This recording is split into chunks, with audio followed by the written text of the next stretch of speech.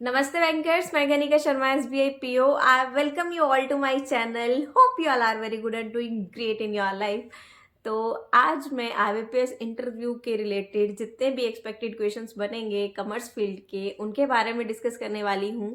जो लोग भी कॉमर्स फील्ड से बिलोंग करते हैं या जिनका बैकग्राउंड कॉमर्स का है, ये उनके लिए बहुत ज़्यादा हेल्पफुल और बेनिफिशियल रहने वाली है उनके इंटरव्यू में। So without wasting any time let's just start this. तो मैं ना वन बाय वन आप लोगों को क्वेश्चंस बताती जाऊंगी, तो आप लोग काइंडली नोट डाउन करते जाइएगा, या तो साथ के साथ, या फिर अगर आपको लगता है कि आपको ये चीज़ें याद रहेंगी तो आप याद रख लीजिएगा। So let's just start this. तो सबसे पहले स्टार्ट करते हैं बिजनेस स्टडीज़ के सब्जेक्ट से। तो बिजनेस स्टडीज़ में आपको क्या पढ़ने की नीड है, वो है आपका बिजनेस का मीनिंग क्या होता है, उसके करेक्टरिस्टिक्स क्या हैं, वो आपको जो है एक बार रिकॉल कर लेने चाहिए। And after that forms of organisation जो होता है, जैसे सोल प्रोप्राइटरशिप हो गया, कंपनी हो गया, पार्टनरशिप हो गया, ये सब आपको जो है रिकॉल करने की नीड है। उसकी कितने फीचर्स हैं, फीचर्स क्या क्या हैं, बिकॉज मेरे से इंटरव्यू में कंपनी के फीचर्स एंड कंपनी के बारे में पूछा गया था।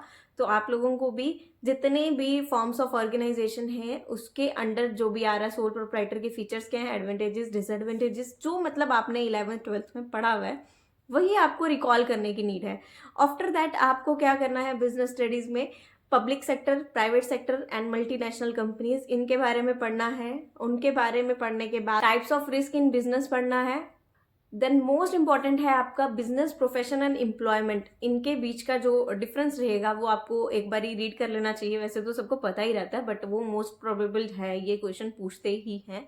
सो बिजनेस, एम्प्लॉयमेंट एंड प्रोफेशन का डिफरेंस भी आपको जो है रीड करके जाना चाहिए। वो पूछ सकते हैं, वो है आपका ई बिजनेस एंड ई बैंकिंग, कि मतलब electronic business, e commerce and E banking, वो चीज़ें आपको पढ़ के जानी है। टाइप्स ऑफ डिजिटल ट्रांजेक्शन्स, ये आप है। डिजिटल पेमेंट के कितने कितने मोड्स हैं वो आपको पढ़ के जाना है। डेबिट कार्ड, क्रेडिट कार्ड, ये सब चीज़ें आपको पढ़ के जानी है, इनके बारे में आपको पता होना चाहिए। जो सबसे ज़्यादा इंपॉर्टेंट टर्म यूज़ होती है आजकल वो है बैंक का इंश्योरेंस। तो बैंक का इंश्योरेंस के बारे में भी आपको रीड करके जाना है कि बैंक का इंश्योरेंस के अंदर आपको क्या क्या चीज़ें देखने को मिलती हैं, किस तरह की फॉर्म्स हैं उसकी, और क्या बेनिफिट्स हैं उसके बैंक को, वो सब आपको जो है पढ़ करके जाने हैं। ये मोस्ट इंपॉर्टेंट टर्म है जो वो पूछते ही पूछते हैं।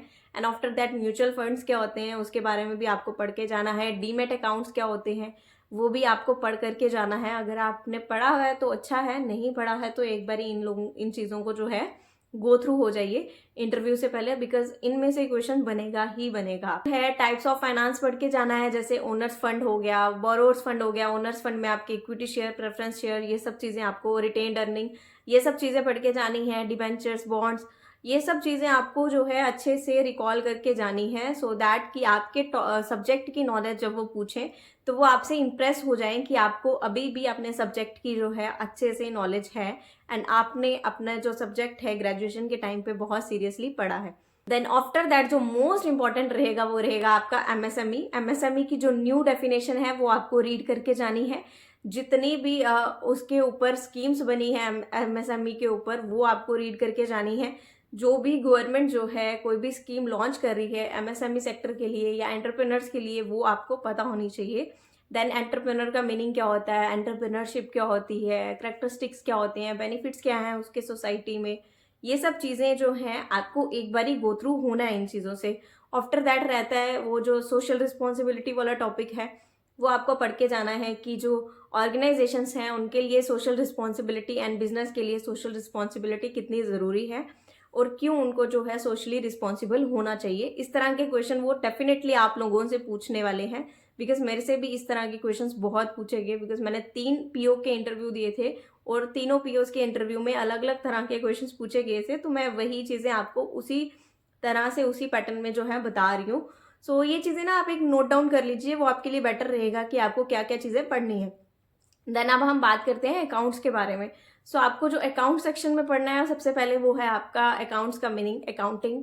देन अकाउंटिंग की टाइप्स, अकाउंट्स की टाइप्स, अकाउंटिंग की टाइप्स क्या होती हैं आपकी, फाइनेंशियल अकाउंटिंग होगी, कॉस्ट अकाउंटिंग होगी, ये वाली अकाउंटिंग की टाइप्स होती हैं। एंड जो अकाउंट्स की टाइप्स होती हैं वो क्या होती है आपकी, personal account, nominal and real, ये आपकी टाइप्स हैं अकाउंट्स की। तो ये आपको पढ़ के जानी है। ये अकाउंट्स एंड अकाउंटिंग, इन दोनों में वो डिफरेंस भी पूछेंगे एंड इन दोनों की टाइप्स आपसे पूछेंगे। हो सकता है वो आपसे अकाउंट्स की टाइप्स पूछें और आप गलती से अकाउंटिंग की टाइप्स बता दें, या अकाउंटिंग की टाइप्स पूछें तो आप अकाउंट्स की टाइप्स बता दें। तो ऐसा नहीं करना है, अच्छे से इसका डिफरेंस जो है आपको क्लियर करना है। तो उसके बाद आपसे कैपिटल, ड्राइंग्स, ये चीज़ें पूछेंगे बिकॉज मेरे 3 इंटरव्यू गए हैं, तीनों में मेरे से कैपिटल और ड्राइंग्स ये 2 चीज़ें पूछी ही गई कि कैपिटल को लाइबिलिटी क्यों मानते हैं, ड्राइंग्स को कैपिटल से माइनस क्यों करते हैं।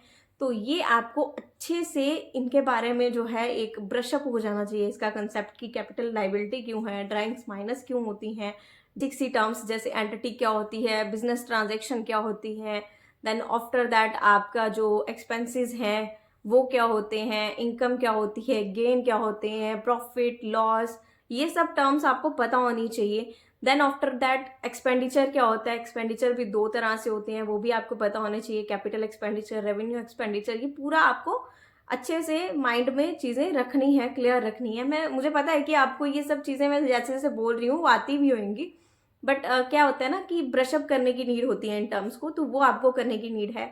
लाइबिलिटीज क्या है, एसेट्स क्या है, लाइबिलिटीज नॉन करंट, करंट, तो ये एसेट करंट हो गया, नॉन करंट हो गया, ये सब आपको अच्छे से मतलब ब्रशअप कर लेना इन पूरी टर्म्स को अच्छे से अपने माइंड में। आफ्टर दैट आपका मोस्ट इंपॉर्टेंट रहेगा कि अकाउंटिंग कंसेप्ट, बिकॉज कोई भी अकाउंटिंग कंसेप्ट जो है वो आपसे पूछ सकते हैं। बिजनेस एंटिटी कंसेप्ट हो गया, मनी मेजरमेंट कंसेप्ट हो गया, एंड जितने भी, वैसे आप, मुझे तो खुद भी नहीं याद है कि कौन कौन से कंसेप्ट हैं, तो वो सब जितने भी कंसेप्ट हैं अकाउंटिंग के वो आपको पता होना चाहिए। आफ्टर दैट अकाउंटिंग स्टैंडर्ड जो है वो भी आपको अच्छे से जो है एक बार ही गो थ्रू हो जाइएगा अकाउंटिंग स्टैंडर्ड से, because accounting standards and international accounting standards, इन दोनों में डिफरेंस क्या है वो भी आपको जो है पढ़ के जाना है, बिकॉज मेरे से भी एक इंटरव्यू में ये चीज़ पूछी गई थी। तो ये भी आपको जो है अच्छे से पढ़ के जाना है कि जो बाहर के अकाउंटिंग स्टैंडर्ड्स हैं, हमारे जो अकाउंटिंग स्टैंडर्ड्स हैं, उनमें क्या डिफरेंस है, इंडियन अकाउंटिंग स्टैंडर्ड्स अलग क्यों हैं।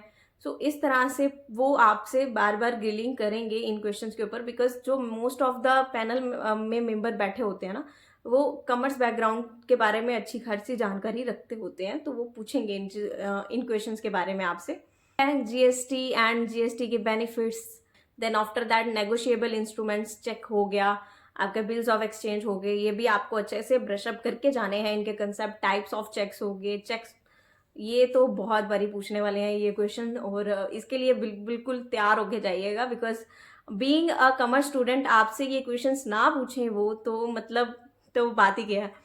तो इस तरह के क्वेश्चंस को आपको जो है अच्छे से प्रिपेयर करके जाना है, बिकॉज मेरे जो 3 इंटरव्यू थे तीनों कॉमर्स पे बेस्ड थे। मैं कॉमर्स सेक्शन बोल के ही, या तो मुझे लगा कि मेरे लिए एक एडवांटेज होगी या डिसएडवांटेज होगी। एडवांटेज इसलिए हो गई थी मेरे लिए बिकॉज मुझे थोड़ा जो था अपने सब्जेक्ट में बाय डिफ़ॉल्ट इंटरेस्ट था, तो मैं काफ़ी अच्छे से उसको पढ़ के गई थी।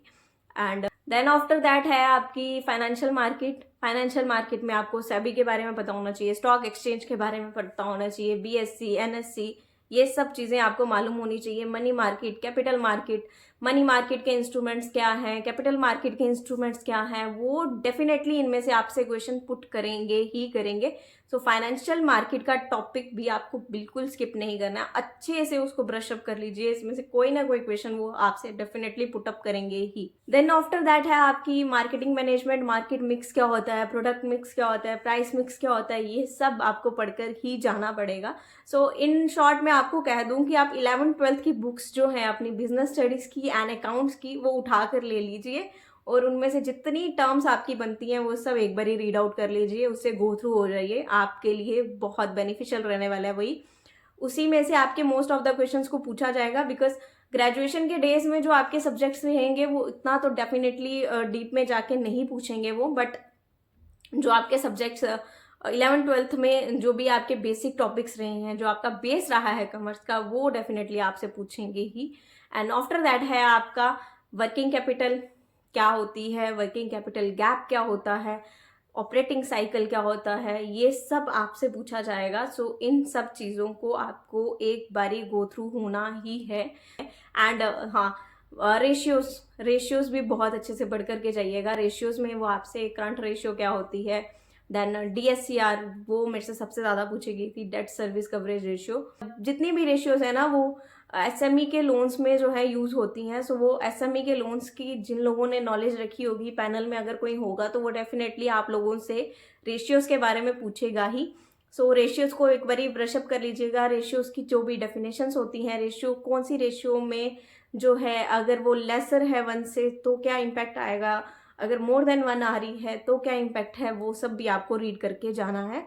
सो ये सब चीज़ें रहेंगी एंड सो अच्छे से इन सब क्वेश्चंस को जो है प्रिपेयर कर लीजिए। इन्हीं में से आपके क्वेश्चंस बनेंगे इंटरव्यू में। सो आपको जो है इन्हीं सब क्वेश्चंस को बार बार रिपीट करना है, बार बार इन टर्म्स को याद करना है, अच्छे से तैयारी करनी है कि मुझे जो है रिस्पॉन्स कितना किस क्वेश्चन का देना है। ऐसा नहीं करना है कि उन्होंने पूछा कुछ है और आप कुछ और रिस्पॉन्स देने हैं। अगर आपको फिर भी किसी भी टॉपिक में या किसी भी टर्म में कोई दिक्कत आती है ना कॉमर्स की, तो you can freely comment down, मैं डेफिनेटली उसका आंसर करूंगी। इसके अलावा कॉमर्स की वीडियो के अलावा भी मैं बहुत सारे एक्सपेक्टेड क्वेश्चंस पे जो है वीडियो लाने वाली हूँ। जिस टाइप के क्वेश्चंस मेरे से पूछे गए थे मेरे इंटरव्यूज में, तो वो भी आपसे मैं डिस्कस करूंगी। एंड कॉमर्स के रिलेटेड आपको कोई दिक्कत आ रही है इंटरव्यू में या किसी भी टॉपिक में आपको कोई दिक्कत है या इंटरव्यू के रिलेटेड कोई आपको जो है कंफ्यूजन है किसी भी तरह की, तो वो आप मेरे से कमेंट्स में पूछ सकते हैं। मैं ट्राई करूंगी या तो वीडियो के थ्रू उसका आंसर करने का, या फिर ट्राई करूंगी कमेंट्स में ही। अगर मुझे लगता है कि कमेंट्स में ही आपको आंसर करके आप सेटिस्फाई हो जाएंगे तो मैं कमेंट्स में ही आपका आंसर कर दूंगी। So that's all for today. Hope you like this video. Do like, share, comment and subscribe. Thanks for watching.